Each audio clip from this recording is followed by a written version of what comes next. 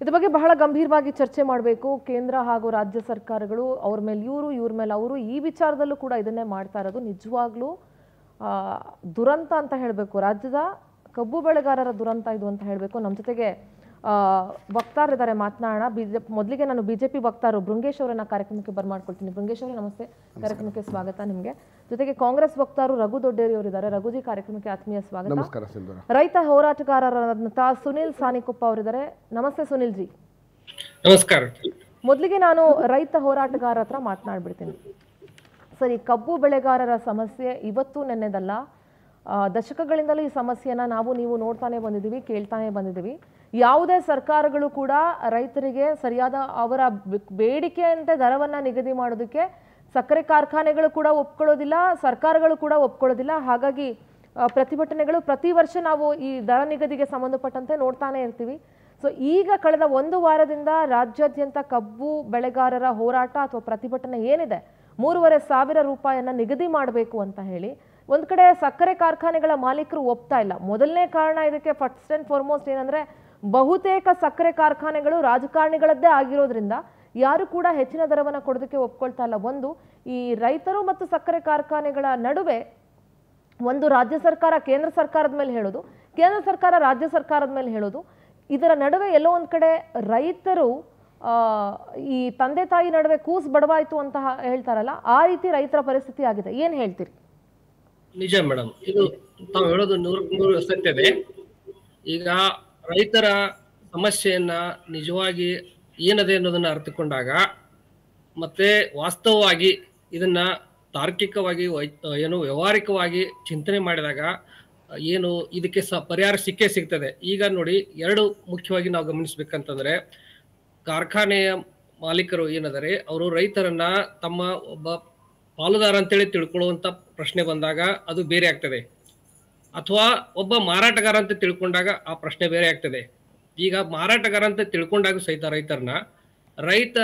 ಒಬ್ಬ ರೈತ ತನ್ನ ಬೆಳೆಯನ್ನ ಬೆಳಿಬೇಕಾದ್ರೆ ಅವನಿಗೆ ವಾರ್ಷಿಕವಾಗಿ ಆಗುವಂತ ಖರ್ಚು ಎಷ್ಟು, ಅವನ ಶ್ರಮ ಎಷ್ಟು, ಇದನ್ನ ಮೂಲತಃ ಗಮನಿಸಿದಾಗ ಅಲ್ಲಿ ಅವನಿಗೆ ಎಷ್ಟು ಲಾಭ ಕೊಡ್ಬೇಕು ಅನ್ನೋದನ್ನ ವಿಚಾರ ಮಾಡಕ್ ಬಂದೇ ಬರ್ತದೆ.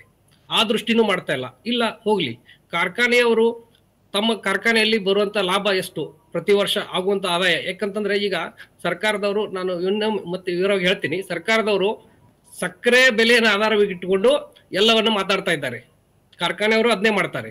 ಆದರೆ ಒಂದು ಸಕ್ಕರೆ ಕಾರ್ಖಾನೆಯಲ್ಲಿ ಕೇವಲ ಸಕ್ಕರೆ ಮಾತ್ರ ಉತ್ಪಾದನೆ ಆಗುವುದಿಲ್ಲ, ಎಲ್ಲರಿಗೂ ಗೊತ್ತಿದ್ದ ವಿಷಯ. ಅದರಲ್ಲಿ ಹಲವಾರು ಬೈಕ್ ಪ್ರಾಡಕ್ಟ್ಸ್ಗಳಿದಾವೆ, ಅದನ್ನ ನಾನು ವಿವರವನ್ನು ಕೊಡಬಹುದು. ಈ ಸದ್ಯ ಆ ಎಲ್ಲ ಬೈ ಪ್ರಾಡಕ್ಟ್ಗಳಿಗೆ, ಪ್ರತಿಯೊಂದು ಬೈ ಪ್ರಾಡಕ್ಟ್ಗೆ ಎಷ್ಟು ಲಾಭ ಕಾರ್ಖಾನೆಯವರು ಪಡಿತಾರೆ ಅನ್ನೋದನ್ನು ಎಲ್ಲಿಯೂ ಅವರು ಮಾಹಿತಿ ಕೊಡುವುದಿಲ್ಲ.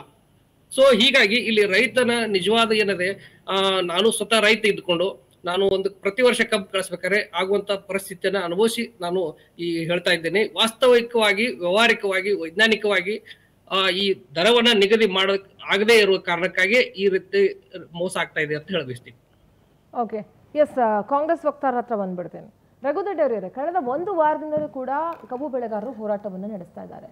ಶಿವಾನಂದ ಪಾಟೀಲ್ರು ಒಂದ್ಸಲ ಕೂಡ ಅಲ್ಲಿಗೆ ಭೇಟಿಯನ್ನು ಕೊಟ್ಟಿಲ್ಲ. ಇವತ್ತು ಸಿದ್ದರಾಮಯ್ಯ ಅವರು ಹೇಳ್ತಾ ಇದ್ರು, ನಾನೇ ಹೋಗೋದು ಬೇಡ ಅಂತ ಹೇಳಿದ್ದೀನಿ, ಯಾಕೆಂದರೆ ಅವರದ್ದು ಸಕ್ಕರೆ ಕಾರ್ಖಾನೆ ಇದೆ, ಹಾಗಾಗಿ ಅವರಲ್ಲಿ ಹೋಗಿ ಮಾತನಾಡೋದು ಲಕ್ಷ್ಮೀ ಹೆಬ್ಬಾಳ್ಕರ್ ಆಗಿರಲಿ, ಅಥವಾ ಶಿವಾನಂದ ಪಾಟೀಲ್ರಾಗಿರಲಿ, ಅಥವಾ ಸತೀಶ್ ಜಾರಕಿಹೊಳಿ ಅವರಾಗಿರಲಿ, ಅವ್ರು ಯಾರು ಹೋಗಿ ಮಾತನಾಡೋದು ಬೇಡ ನಾನು ಅಂತ ಹೇಳಿದ್ದೀನಿ, ನಾನೇ ಅದನ್ನ ನಿರ್ಧಾರವನ್ನು ಮಾಡ್ತೀನಿ ಅಂತ ಹೇಳ್ತಿದ್ರು. ಶಿವಾನಂದ ಪಾಟೀಲ್ರು ಸಕ್ಕರೆ ಕಾರ್ಖಾನೆಯ ಮಾಲೀಕರಾಗಿರಬಹುದು, ಅಲ್ಲಿ ವ್ಯವಹಾರ ಬೇರೆ ಆಗತ್ತೆ.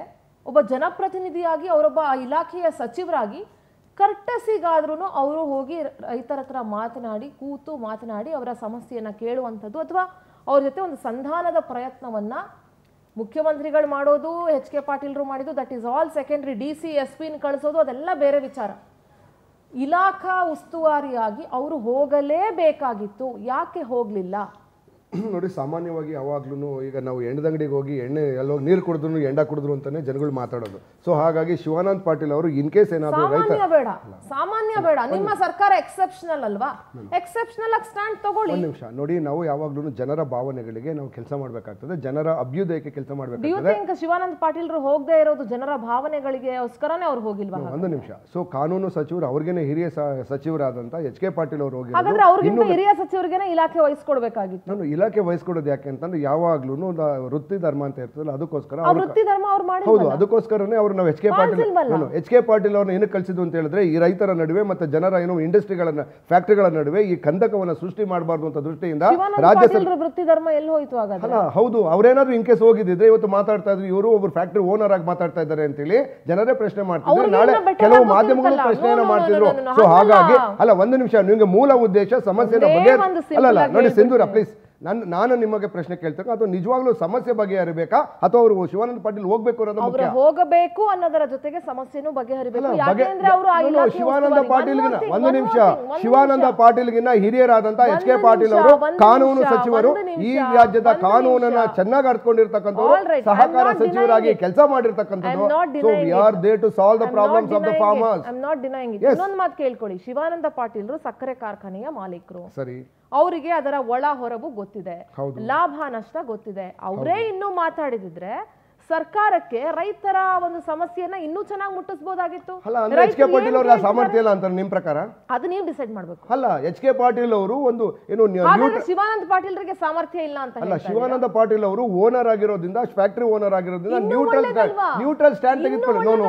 ನಾಳೆ ಏನಾದ್ರೂ ಅಲ್ಲೇನಾದ್ರು ವ್ಯತಿರಿಕ್ತ ಪರಿಣಾಮಗಳು ಅಥವಾ ವಿರೋಧವಾದಂತ ಇದು ಬಂತು ಅಂದ್ರೆ ಫೇಸ್ ಮಾಡಕ್ ಆಗಲ್ಲ ಅಂತ. ಫೇಸ್ ಮಾಡಕ್ಕಲ್ಲ, ಯಾವಾಗ್ಲೂ ಸರ್ಕಾರ ತೆಗೆದುಕೊಳ್ತಕ್ಕಂಥ ನಿರ್ಧಾರವನ್ನ ವೈಸ್ ಡಿಸಿಷನ್ ತೆಗೆದುಕೊಳ್ತೇವೆ, ನ್ಯೂಟ್ರಲ್ ಡಿಸಿಷನ್, ಸಾಮಾಜಿಕ ನ್ಯಾಯ ಅಂತ ಏನ್ ಹೇಳ್ತೀವಲ್ಲ, ಜನರಲ್ ಆಗಿ ನೀವು ಅಂದ್ಕೊಳ್ಳಲ್ವಾ? ಈಗ ನಾನು ಒಂದು ಹೇಳ್ತೀನಿ, ಈಗ ಒಂದು ಸ್ಕೂಲಲ್ಲಿ ಏನಾದ್ರೂ ಆದ್ರೆ don't you expect the head master to come and attend the issue?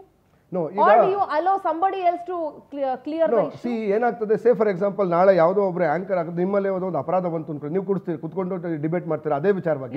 ನೀವು ಯಾವುದೋ ಒಂದು ನಿಮ್ಮ ಮೇಲೆ ಒಂದು ಅಪರಾಧ ಬರ್ತದೆ, ನಾಳೆ ಆ ಅಪರಾಧವನ್ನ ಡಿಬೇಟ್ ಮಾಡ್ತಾ ಇರ್ತಾರೆ. ಆ ಡಿಬೇಟ್ ಹೌದು ಬಂದಾಗಲ್ಲ, ಅದಕ್ಕೋಸ್ಕರ ನಾವು ಆ ಸಮಸ್ಯೆ ಬರಬಾರ್ದು ಅಂತ ಹೇಳಿ ನಾಳೆ ನೀವು ಮಾಧ್ಯಮದವರು, ಜನರು, ರೈತರು ಪ್ರಶ್ನೆ ಮಾಡಬಾರ್ದು ಅಂತ ಹೇಳಿ ನಮ್ಮ ಮೂಲ ಉದ್ದೇಶ. No, we have not quit. We have taken the wise decision. No, we have not escaped. ರಾಜ್ಯ ಸರ್ಕಾರ, ಮುಖ್ಯಮಂತ್ರಿಗಳು ಒಂದು ತೀರ್ಮಾನ ತೆಗೆದುಕೊಂಡಿದ್ದಾರೆ. ಕಾನೂನು ಸಚಿವರು ಕಾನೂನಿನ ಅಡಿಯಲ್ಲಿ ಹೋಗಿ ಒಂದು ಸಂಧಾನ ಸಭೆಯನ್ನು ಮಾಡಿದ್ದಾರೆ. ಶಿವಾನಂದ ಪಾಟೀಲ್ ಅವರ ಮೇಲೆ ಯಾವ್ದಾದ್ರು ಅಪವಾದ ಬಂದಿದ್ಯಾ?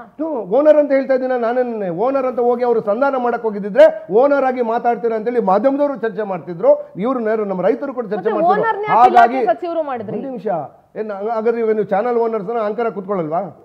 ಚಾನಲ್ ಓನರ್ಸ್ ಆಂಕರ್ ಕುತ್ಕೊಳ್ಳಲ್ವಾ? ಅದಕ್ಕೆ ಅದಕ್ಕೋಸ್ಕರ ಅಲ್ಲ ಹೋಗಿದ್ದು. ನಿಮ್ಮ ಮೂಲ ಉದ್ದೇಶ ಏನು? ಅಲ್ಲ ನಿಮ್ಮ ಮೂಲ ಉದ್ದೇಶ ಏನು? ಸಮಸ್ಯೆ ಬಗೆಹರಿಬೇಕಾ? ಶಿವಾನಂದ ಪಾಟೀಲ್ ಹೋಗ್ಬೇಕು? ಶಿವಾನಂದ ಪಾಟೀಲ್ ಯಾಕೆ ಹೋಗ್ಬೇಕು? ಹಂಗಾರೆ ಅವ್ನ ಯಾಕೆ ಇಲಾಖೆಯಲ್ಲಿ ಇಟ್ಕೊಂಡಿದ್ದೀರಿ? ಅಲ್ಲ ಇಲಾಖೆ ನೀವು ಹೇಳ್ತೀವಿ, ನಾಳೆ ಇವತ್ತೇನಾದ್ರೂ ಶಿವಾನಂದ ಪಾಟೀಲ್ ಕಳ್ಸಿದ್ರೆ ನೀವು ಓನರ್ ಆಗಿ ಕಳ್ಸಿದಿರ ಅಂತ ಹೇಳಿ ಇನ್ನೂ ನೀವು ಪ್ರಶ್ನೆ ಕೇಳ್ತಿದ್ದೀರಿ.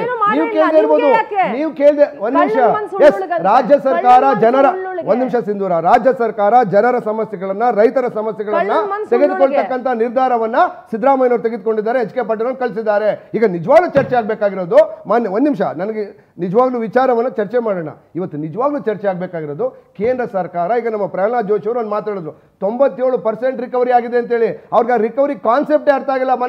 ಏನು ಪ್ರಹ್ಲಾದ್ ಜೋಶಿ ಅವ್ರಿಗೆ ಶುಗರ್ ರಿಕವರಿ ಅಂತ ಹೇಳಿದ್ರೆ ಒಂದು ಟನ್ ಕಬ್ಬಿನಲ್ಲಿ ಎಷ್ಟು ಪರ್ಸೆಂಟೇಜ್ ಶುಗರ್ ಪ್ರೊಡ್ಯೂಸ್ ಆಗುತ್ತೆ ಅನ್ನೋದನ್ನ ನಾವೇನಂತ ಕರಿತೀವಿ?